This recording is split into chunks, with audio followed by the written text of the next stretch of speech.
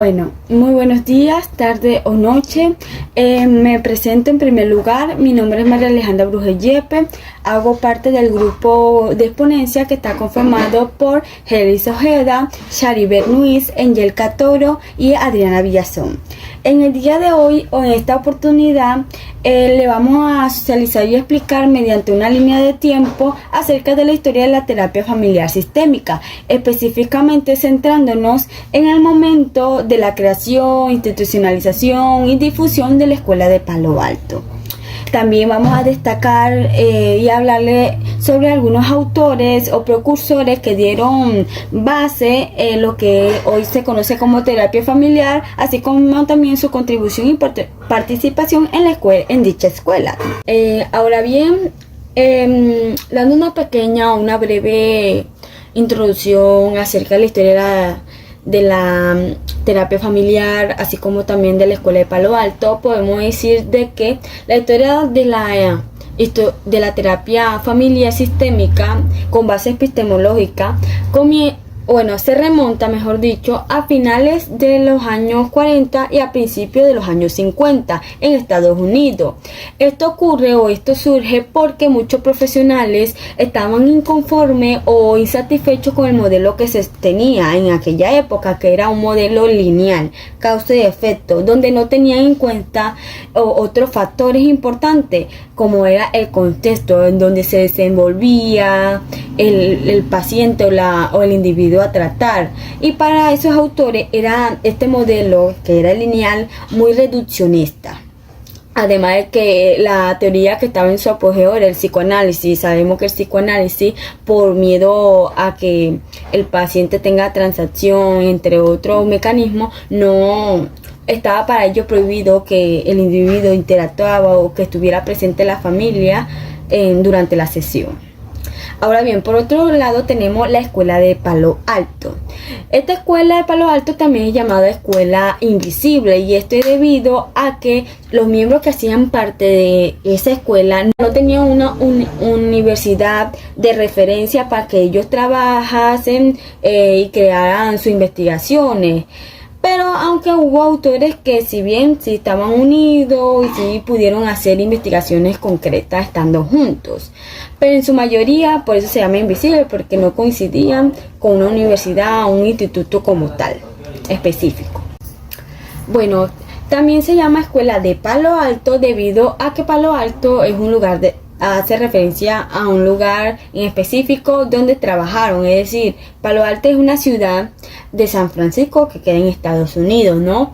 Y además es que Palo Alto también, en Palo Alto también había un hospital psiquiátrico para veteranos del ejército de Estados Unidos, y además que tenían este hospital psiquiátrico, uno de sus miembros, que era Don Jackson, creó un instituto sobre investigaciones acerca de las enfermedades mentales, que es también llamada MRI, que significa Mental Research Institute.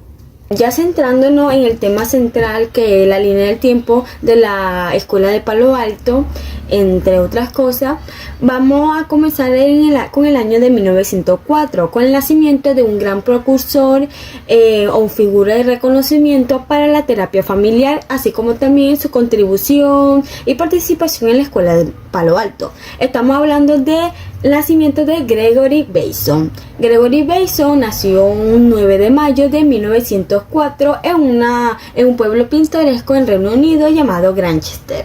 Si indagamos un poco acerca de su biografía, podemos observar que Bateson fue un antropólogo, fue también un investigador social, lingüista, biólogo, entre otras ocupaciones, y que fue también hijo de una figura de reconocimiento en el mundo de la biología, pues su padre era William Bateson, un biólogo y también genetista de gran renombre. Es por eso que desde ahí podemos ver por qué Bateson estudió biología y sociología, ya que su círculo familiar estaba muy influenciado por esas ocupaciones y profesiones. Siguiendo con la línea del tiempo, ahora vamos a enfocarnos en el año 1916.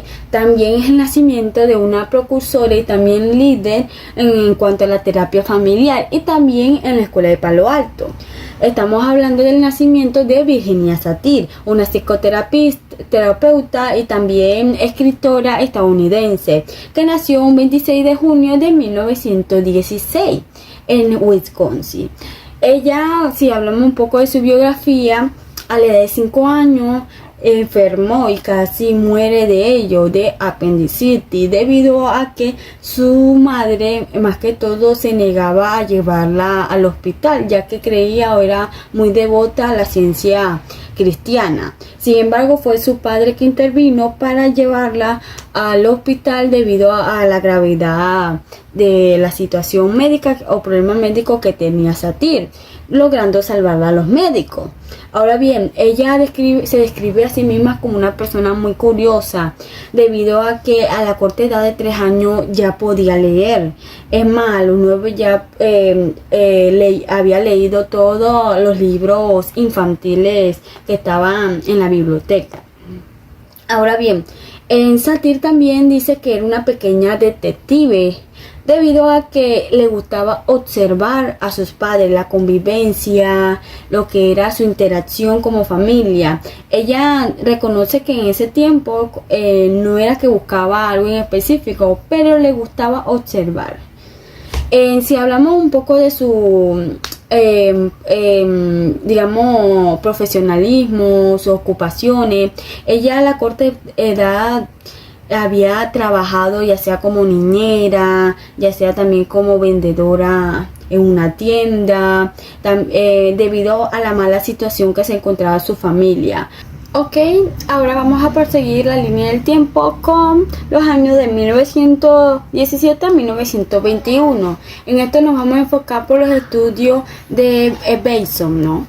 Bueno, se sabe que Bateson estudió zoología en la escuela, o bueno, en el instituto de Charterhouse School, y posterior a eso estudió biología ya en la Universidad de Cambridge, en Londres.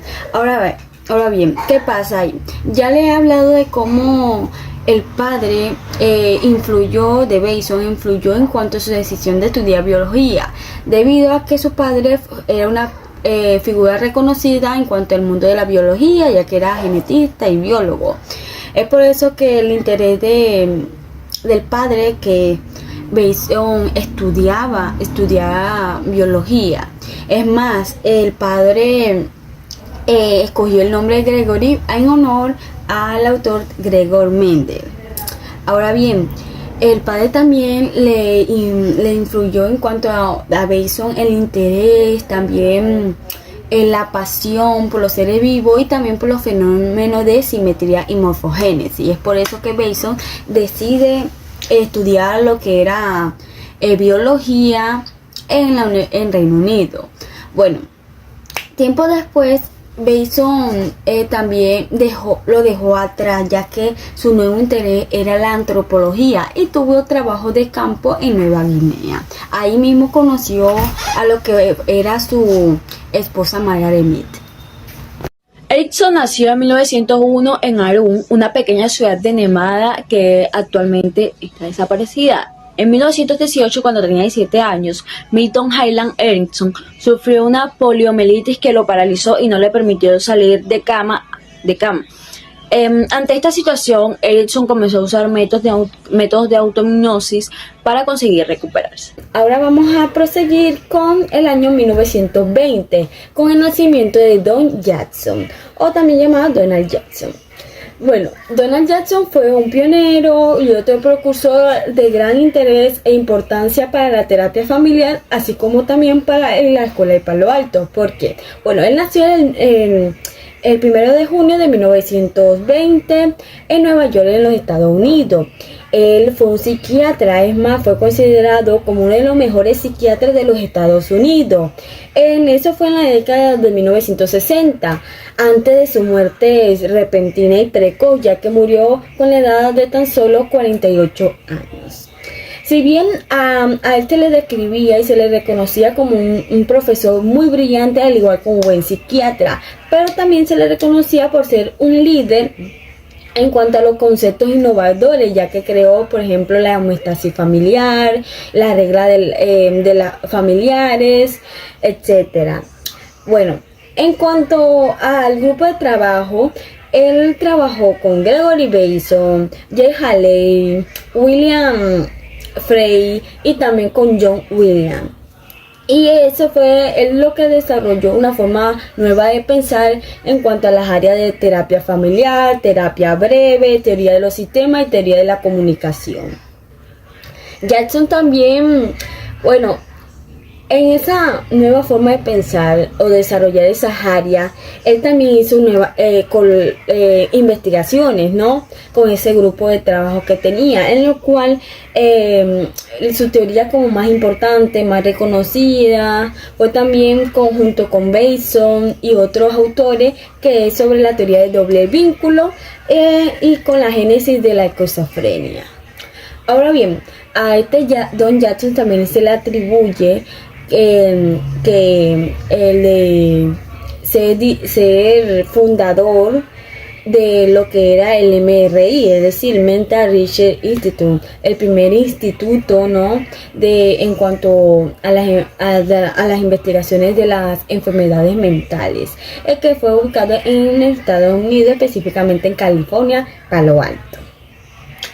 Bueno, vamos a seguir con la línea del tiempo en el año 1942, cuando Gregory Bateson participó en la conferencia de Macy sobre la inhibición cerebral.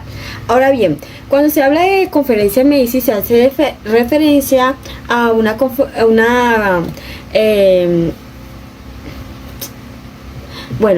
ahora vamos a seguir con la línea del tiempo a partir del año 1942, cuando Gregory Bateson participó en la conferencia de Macy en California, en los Estados Unidos, que trataba acerca de la inhibición cerebral. Ahora bien, cuando se hace mención de la conferencia de Macy, básicamente fue una conferencia organizada por la Fundación de Macy en California, en los Estados Unidos, ¿no? Y básicamente lo que hacían era reunir desde 1942 hasta 1953 un grupo interdisciplinario de matemáticos, lógicos, antropólogos, psicólogos y economistas, cuyo propósito o objetivo era crear o desarrollar una nueva forma de pensamiento y una forma de ciencia del funcionamiento de la mente. Es por eso que ese grupo básicamente originó o estuvo presente en el origen y creación de la cibernética, de las ciencias cognitivas y también de las ciencias de la información. En esa conferencia en Macy, que fue a partir de 1942, donde asistió la pareja de antropólogos Gregory Bateson con su que era actual esposa Margaret Mead, ¿no?, que también era una antropóloga. Y eso se habló acerca de la inhibición cerebral. Básicamente también se habló sobre el estudio de la cibernética. Y ahí tuvo otros autores presentes, por ejemplo, el director, que era McCall, entre otros.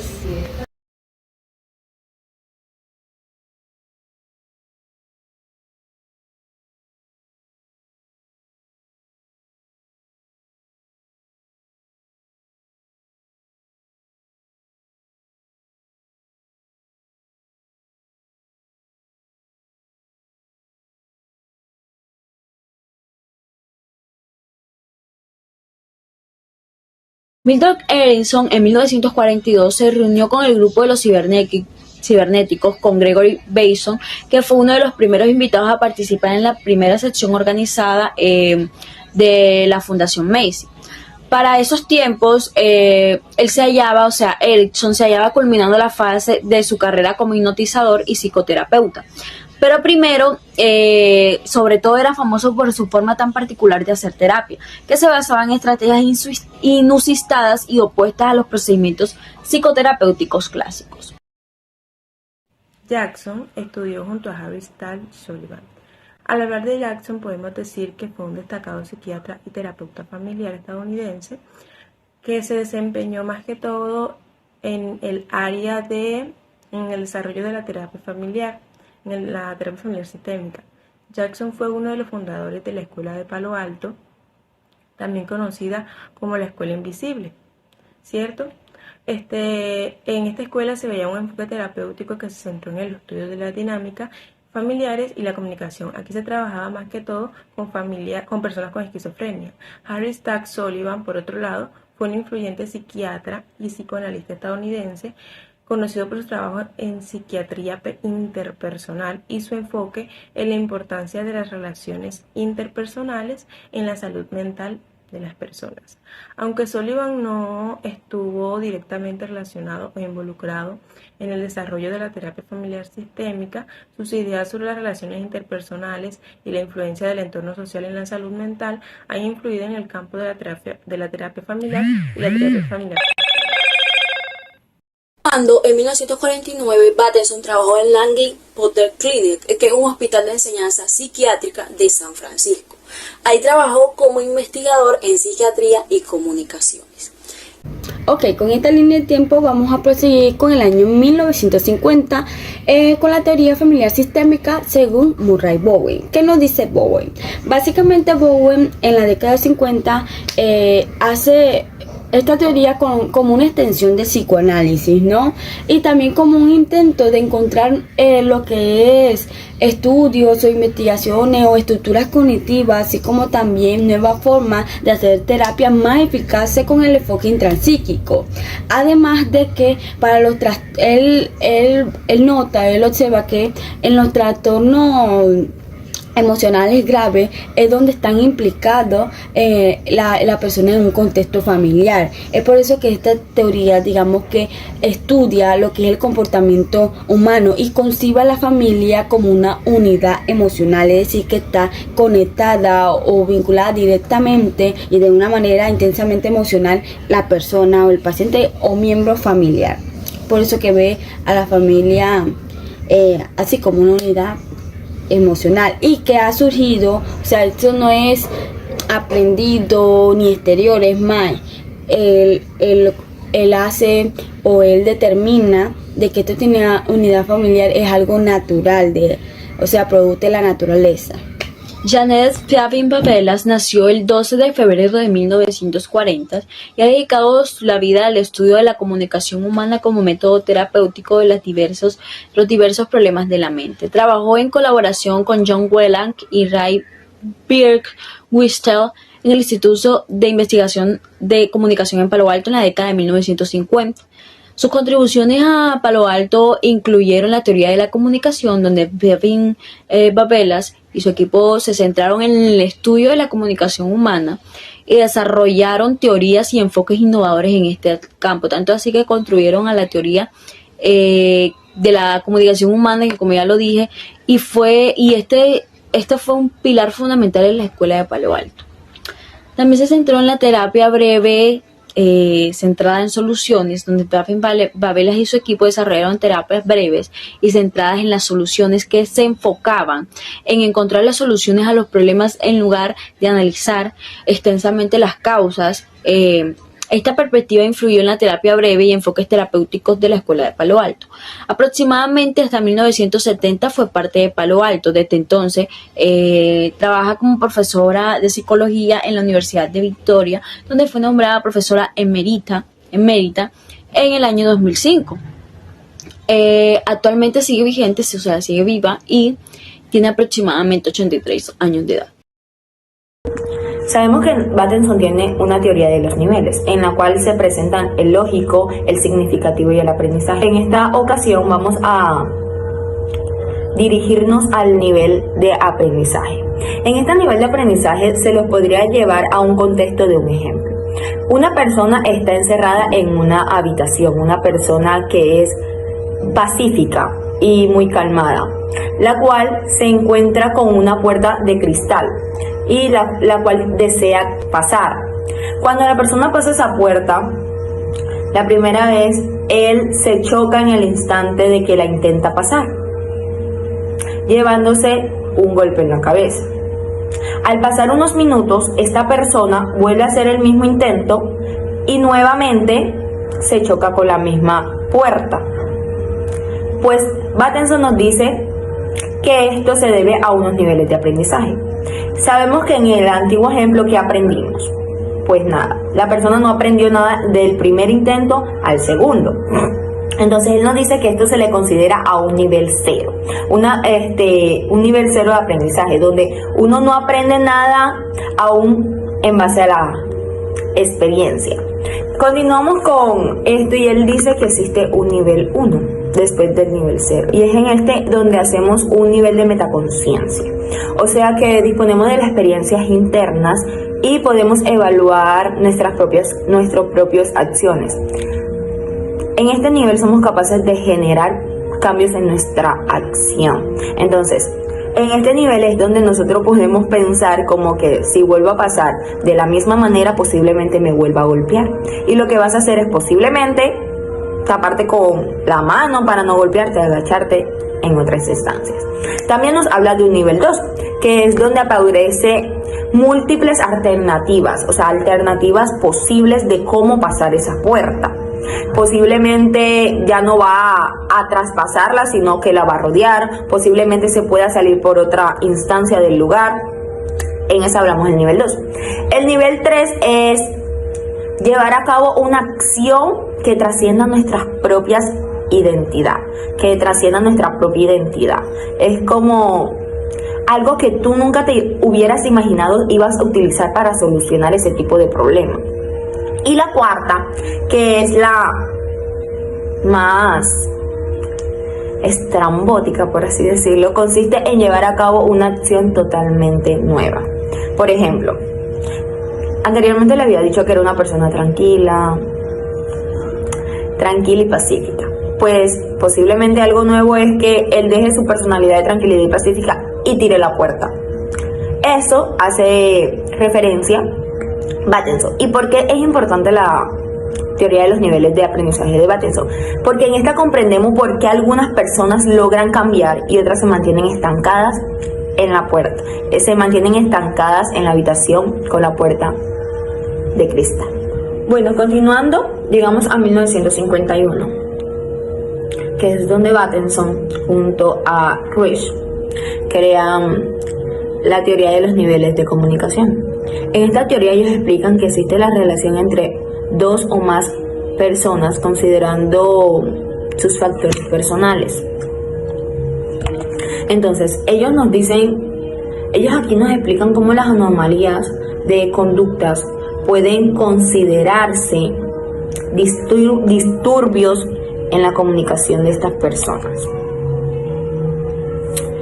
Y tienen unos criterios para analizar esta comunicación. Pues ellos dicen que el primero es la origen del mensaje, la segunda es el transmisor, el tercero son los canales por los que se da el mensaje, el cuarto es el receptor del mensaje y por último es el destino del mensaje.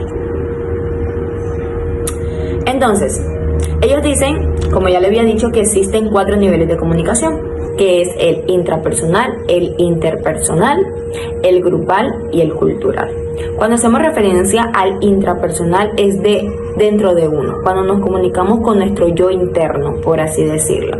Cuando hacemos el interpersonal es de uno a uno, o sea, la comunicación que posiblemente mantenga la mayoría de los seres humanos. Cuando hablamos de la grupal, hacemos referencia a que un grupo se comunica con uno o uno se comunica con un grupo. Esto lo podemos ver en el salón de clase cuando el profesor está al frente y está comunicando una información hacia todos los estudiantes. Y cuando hablamos de la comunicación cultural, es cuando es un mensaje especialmente ligado de muchos hacia muchos, o muchos hacia muchos temporalmente ligados. O sea, cuando hacemos referencia al cultural, más que todo estamos ligados a el medio en el que vivimos, en el ambiente, el entorno en el que vivimos, más que todos. Entonces, ellos propusieron estos niveles de comunicación. En 1951, Satir comienza a trabajar en lo que es la práctica privada. Se reunió con su primera familia y de ahí intuyó que los problemas de sus pacientes no influían también en su familia y que al mismo tiempo la familia influía en los problemas de sus pacientes. Es por eso que al acudir a terapia de manera conjunta resultaba más fácil solucionar los problemas individuales.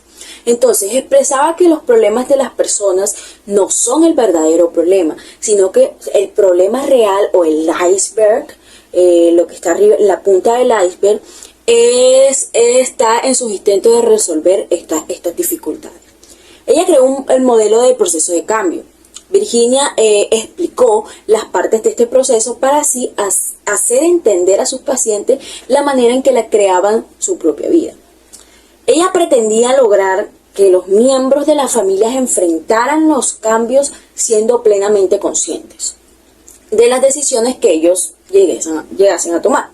Entonces, decía que todo cambio surge de una situación. Vamos a ejemplificarlo con esto.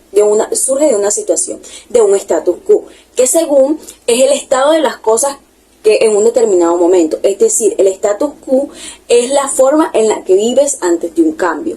Un lugar en el que te sientes cómodo, en el que te sientes seguro. Una situación a la que te has acostumbrado tú. Entonces, cuando llega un evento inesperado, que ya puede ser bueno o malo, cambia la manera en la que solías vivir, dejando todo patas arriba o desordenado. Esto provoca caos, que te hace sentir a ti incómodo, inseguro, asustado y fuera de lugar. Las situaciones de caos suelen provocar mal humor y hasta problemas como estrés o insomnio. Ante el caos, muchas personas optan por hacer como si nada hubiera pasado y tratan de esconderlo. Sin embargo, no es un buen lugar para quedarse o tarde o temprano sentirás la necesidad de salir de allí. Es lo lógico. Entonces, empezarás a buscar la manera de salir de allí. Entonces, volver al status quo será seguramente el primer impulso que tengas cuando estés en medio del caos. Mejor malo por conocido que bueno por conocer, eso dicen. Entonces, es lógico. Estabas a gusto allí, enfrascado en tu rutina. Sin embargo, ya no es un lugar tan seguro para ti. Por eso, es común que llegue otro evento inesperado y que entonces de nuevo el caos.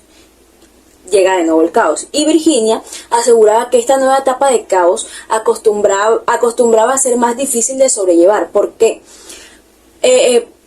Porque incitaba a sus pacientes a tomar conciencia de lo que estaba pasando.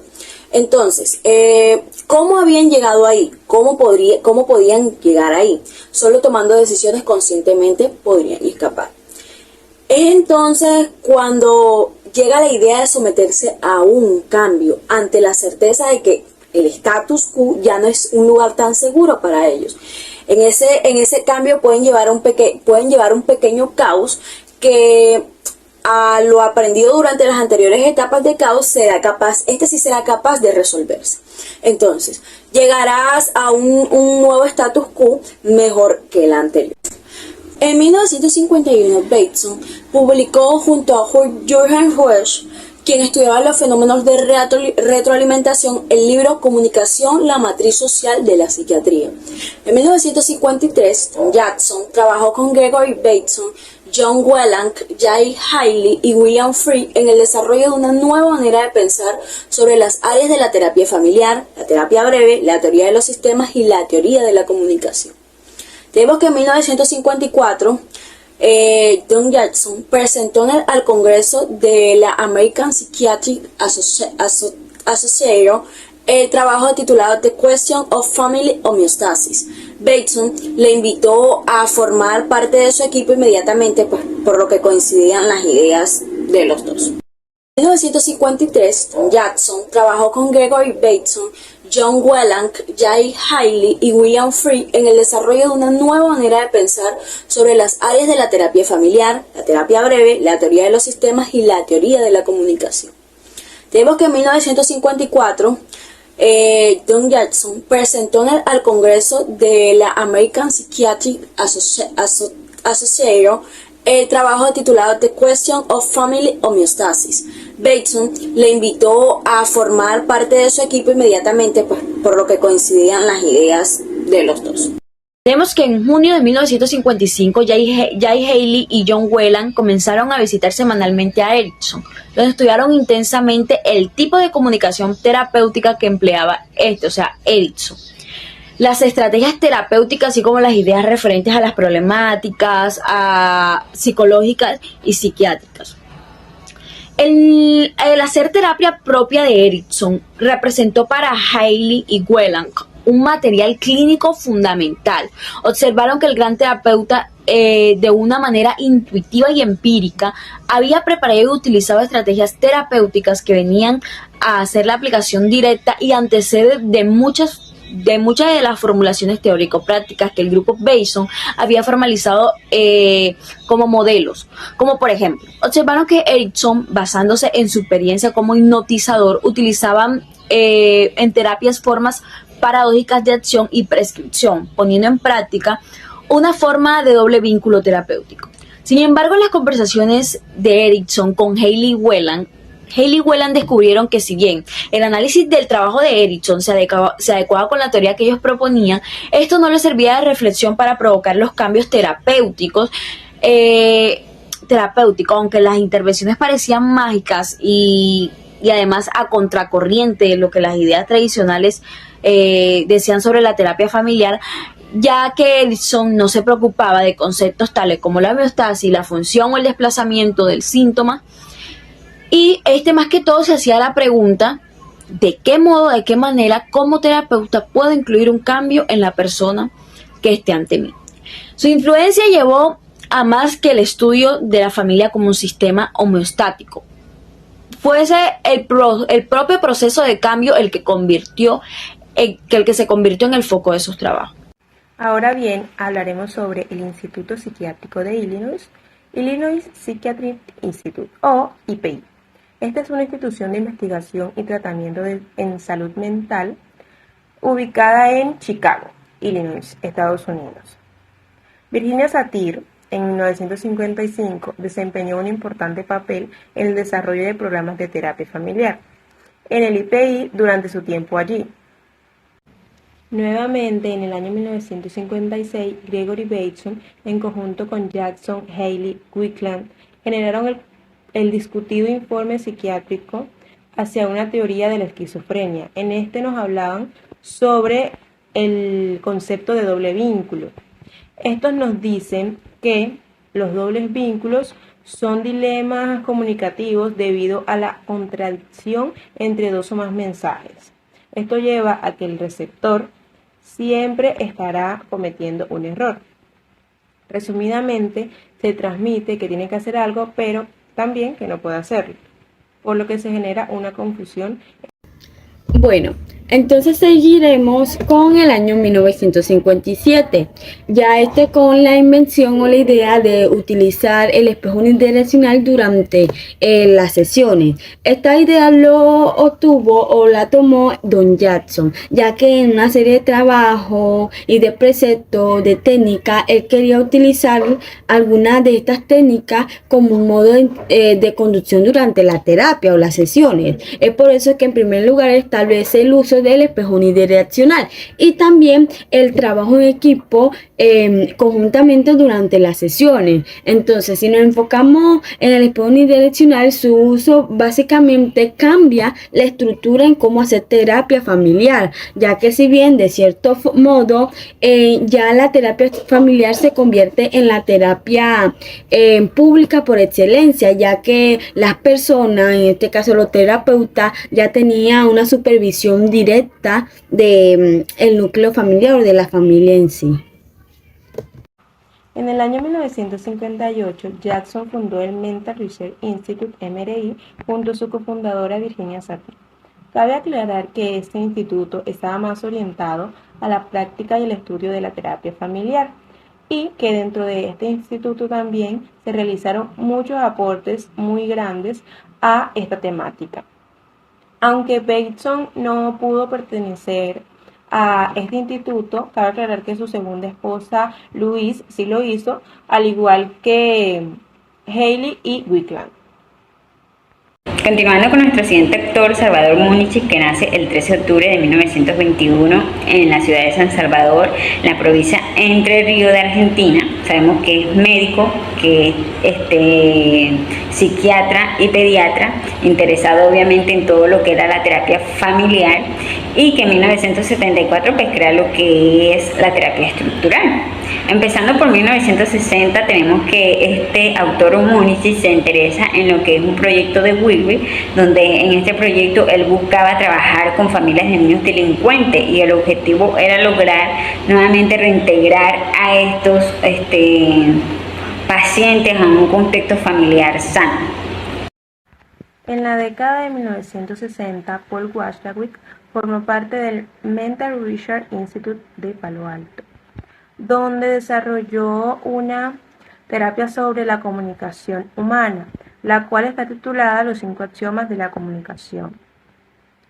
Los 5 axiomas de la comunicación, formulados por Paul Watzlawick, describen los procesos de comunicación que tienen lugar durante la interacción. Watzlawick fue un psicólogo y teórico de la comunicación que definió 5 axiomas básicos como base de su trabajo.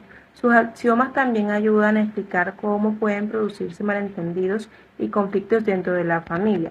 El primer axioma es no comunicar. El segundo axioma está titulado Niveles de contenido y relaciones de la comunicación. El tercer axioma está titulado La naturaleza de una relación se establece en función de la puntuación. El axioma número 4 está titulado Todo mensaje tiene componentes digitales y analógicos. El axioma número 5 se llama simétricas o complementarias. Bueno, con esto continuando con la línea del tiempo llegamos a 1961, que es donde nace la teoría de la comunicación humana y donde se funda la escuela de Palo Alto.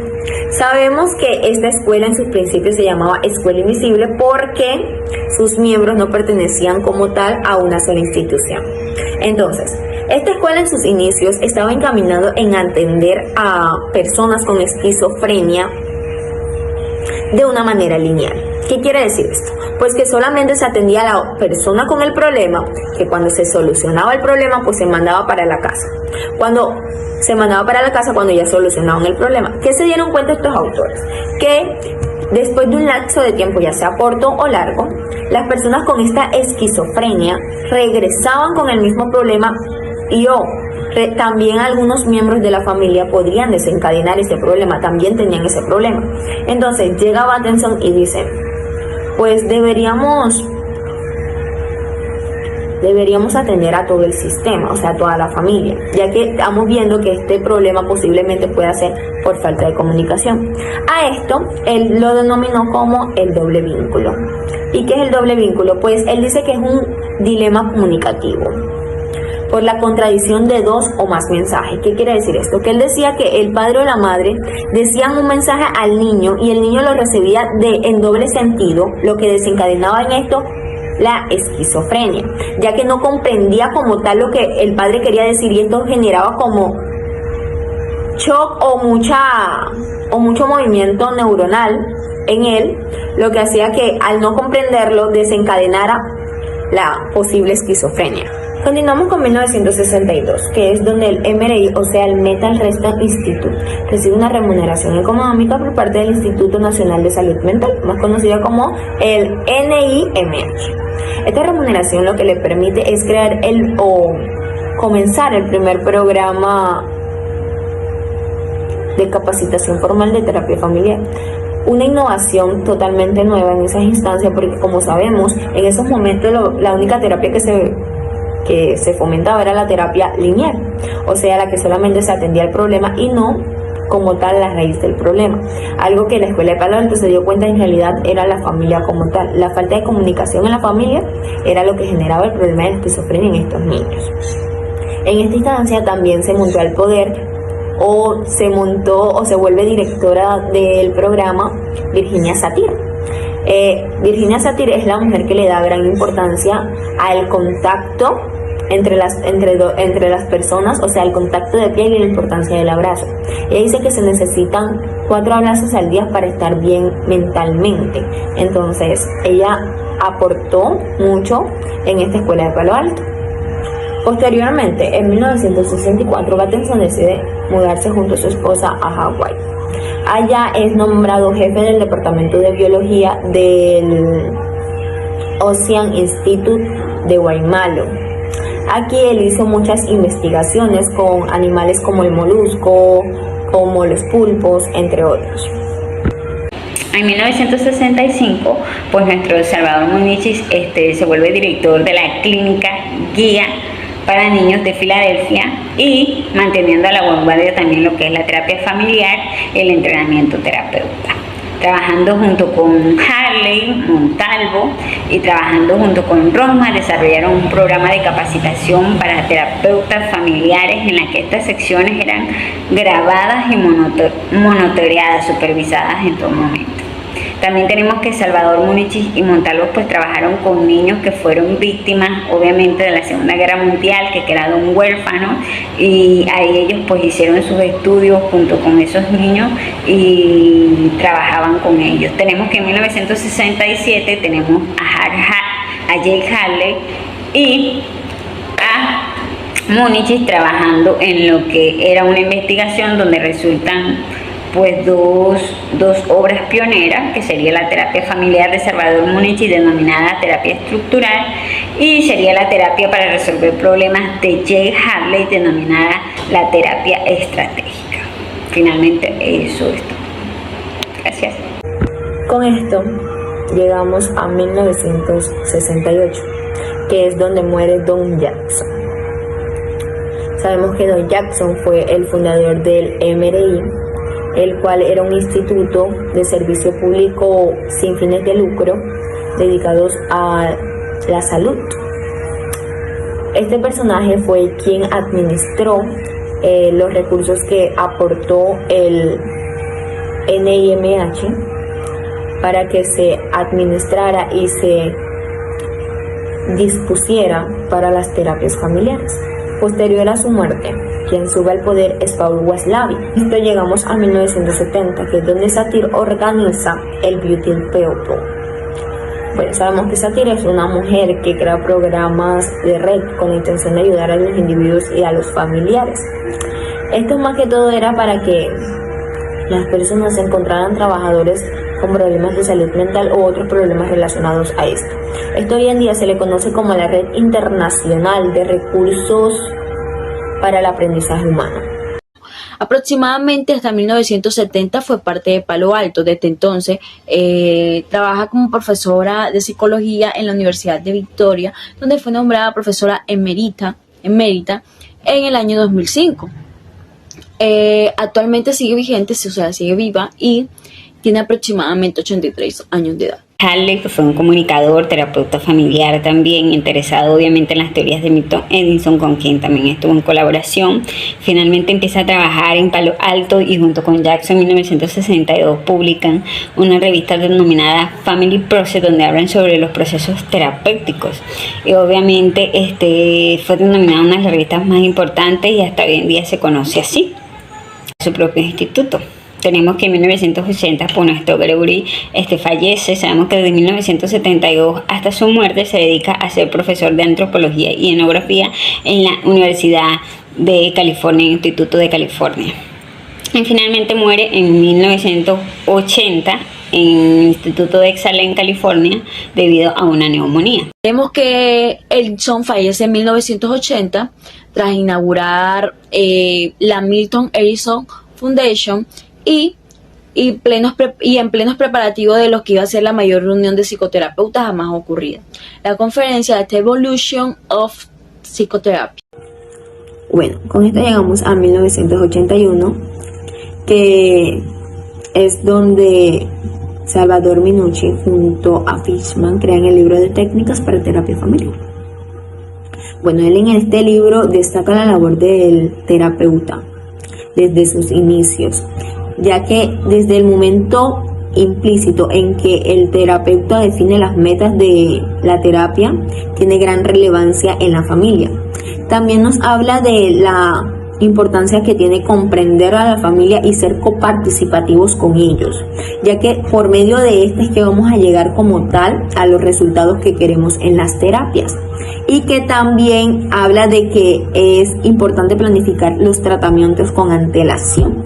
Estos son pasos esenciales para ejecutar una buena técnica en las terapias familiares. También en este libro nos fomenta las técnicas en la práctica más efectivas que los terapeutas podríamos utilizar para estas terapias. Tenemos a nuestra Virginia Satín también, que fue una de las propulsoras de la terapia familiar y fue terapeuta familiar, fue una de las principales que se dedicó también a la creación de este instituto de Palo Alto. Y finalmente ella fallece en Palo Alto, permanece en Palo Alto hasta su muerte y fallece debido a un cáncer de páncreas en 1988. Bueno, ahora ya para terminar con esta línea de tiempo nos vamos a remontar al año de 1989, en el cual Murray Bowen desarrolla el concepto de diferenciación del self. Ahora bien, ¿cómo llega este concepto innovador de diferenciación del self? Básicamente lo que dice Bowen es que él buscó o investigó a una familia, estudió un núcleo familiar en el cual tenía un miembro esquizofrénico, y ahí se dio o se percató acerca de la distinción o la diferencia en los modos de convivencia e interactuar de las personas, tanto a un nivel intelectual como a un nivel sentimental. Es ahí a eso que le llamó diferenciación del self. ¿Qué se refiere a diferenciación del self? Bueno, es diferenciación a sí mismo, del yo. Es que mire, Bowen observó cómo la familia y los grupos sociales tienen una gran influencia en parte a la forma de pensar, actuar, sentir de la persona o de miembro en particular. Es por eso que desarrolla este concepto. Es donde cuando se dice diferenciación del ser, se hace hincapié más que todo a ciertos niveles en que se desarrolla los yo o el ser de la persona. Entonces, una persona que tenga un ser no tan desarrollado tiende a ser más influido o más se hace más influido de los grupos sociales,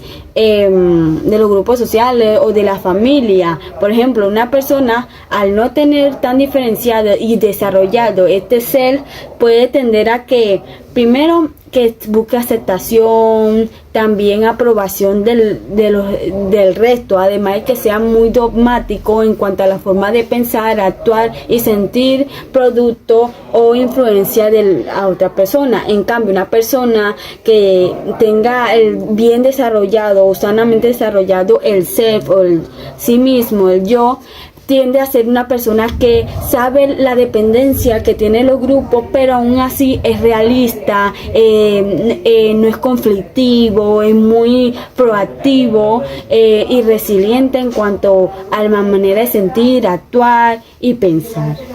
El concepto que desarrolla Murray Bowen es acerca del proceso de transmisión multigeneracional, el cual trata básicamente de que en los procesos emocionales en que se maneja y se desenvuelve una familia pasan de generación en generación, ya que si bien, como sabemos, Bowen concibe a la familia nuclear como una unidad emocional y por tanto esa unidad emocional también está ligado y conectado inevitablemente